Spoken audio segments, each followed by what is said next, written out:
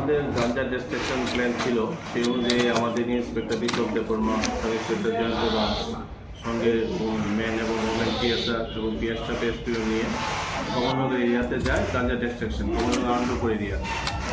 তো গাঞ্জা ডিস্ট্রাকশন করার সময় একটা সিক্রেট ইনফরমেশন আসে যে সৈফুল আলমের বাড়িতে ড্রাই গাঞ্জা স্টোরেজ করা আছে।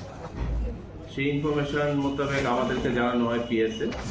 সেই অনুযায়ী তখন ওনাদেরকে বলা হয় যে ওই জায়গাতে রেড করতে, মানে কর্ডন করে রাখতে। সেই অনুযায়ী আমরা পরবর্তী সময়ে আমাদের ডিসিএম সোনামুড়া ম্যাডাম সোনামিকা দেববর্মা, ওনাকে আমি সঙ্গে নিয়ে ওই জায়গাতে যাই এবং আমরা ওই বাড়িতে গিয়ে 5 গ্রাম ড্রাই গাঞ্জা পাই, যার মানে অ্যাপ্রক্স ওয়েট 132.6 কেজি।